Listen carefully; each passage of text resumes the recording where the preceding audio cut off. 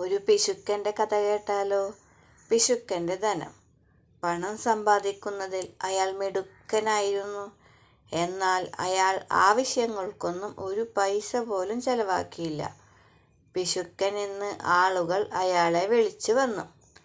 25 കൊല്ലം കൊണ്ട് അയാൾ സമ്പാദിച്ച പണം മുഴുവനും അയാൾ ഒരു കുടത്തിലാക്കി തൻ്റെ പറമ്പിൽ കുഴിച്ചിട്ടു.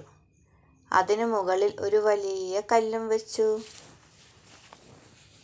ദിവസവും രാവിലെ അയാൾ തൻ്റെ നിധി മൂടിയിട്ട കല്ല് അവിടെ തന്നെ ഇല്ലേ എന്ന് പോയി നോക്കി സമാധാനിക്കും. അയാളുടെ നാട്ടിൽ പാവങ്ങൾ ധാരാളമുണ്ടായിരുന്നു. പട്ടിണി കിടക്കുന്നവർ, താമസിക്കാനിടമില്ലാത്തവർ, പണിയില്ലാതെ പണത്തിന് ബുദ്ധിമുട്ടുന്നവർ, ഇങ്ങനെ പലരും. രാവിലെ പിശുക്കൻ ആ കല്ല് നോക്കി സന്തോഷിച്ചു നിൽക്കുന്നത് അവരിൽ ചിലർ കണ്ടിരുന്നു. മാസങ്ങളും വർഷങ്ങളും നീങ്ങിക്കൊണ്ടിരുന്നു. ഒരു ദിവസം രാവിലെ പിശുക്കൻ ഉണർന്ന് പുരയിടത്തിൽ നോക്കിയപ്പോൾ പണത്തിന് മുകളിലുള്ള പാറക്കല്ല് ഇളകി മാറിക്കിടക്കുന്നു. കുഴിച്ചിട്ടിരുന്ന കുടം എടുത്തു കൊണ്ടുപോയിട്ടുണ്ട്. പിശുക്കൻ വാവിട്ട് നിലവിളിച്ചു. നിലവിളി കേട്ട് നാട്ടുകാർ ഓടിക്കൂടി. പിശുക്കന് എന്തോ അപകടം സംഭവിച്ചു എന്നാണ് നാട്ടുകാർ വിചാരിച്ചത്. അതുകൊണ്ടാണ് അവർ ഓടിക്കൂടിയത്. പിശുക്കൻ സംഭവം വിവരിച്ചു. അത് കേട്ട് ആർക്കും സഹതാപമൊന്നും തോന്നിയില്ല.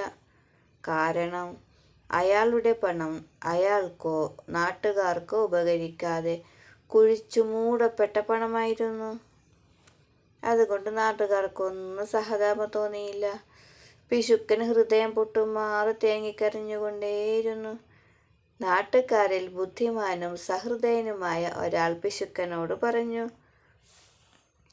കുടത്തിന് മീതെ കിടന്നിരുന്ന കല്ല് നീങ്ങിയതുകൊണ്ടല്ലേ താങ്കൾക്ക് പണം നഷ്ടമായെന്ന് മനസ്സിലായത്? അതുകൊണ്ടല്ലേ ഇത്ര കഠിനമായ ദുഃഖമുണ്ടായത്? ഞങ്ങൾ ആ കല്ല് പഴയ പോലെ ഉറപ്പിച്ചു തരാം. താങ്കൾക്ക് കുടത്തിനകത്ത് പണം ഉണ്ടായാലും ഇല്ലെങ്കിലും പ്രശ്നമുണ്ടാകാറില്ലല്ലോ. കാരണം ആ പണം താങ്കൾക്ക് ആവശ്യമില്ല. കുടത്തിൽ പണമുണ്ടെന്നും അത് ആരും എടുത്തിട്ടില്ലെന്നും വിചാരിച്ചാൽ മതി. അപ്പോൾ താങ്കൾക്ക് ആ പഴയ സന്തോഷം വീണ്ടും കിട്ടും.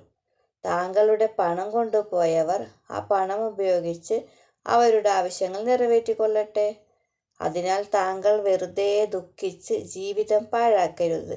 കുടത്തിന് മീതെ കല്ല് പഴയതുപോലെ വെച്ച് ആശ്വസിച്ചു കൊള്ളൂ. ഈ ഉപദേശം കേട്ട് അവിടെയുള്ളവരെല്ലാം കൈയടിച്ചു.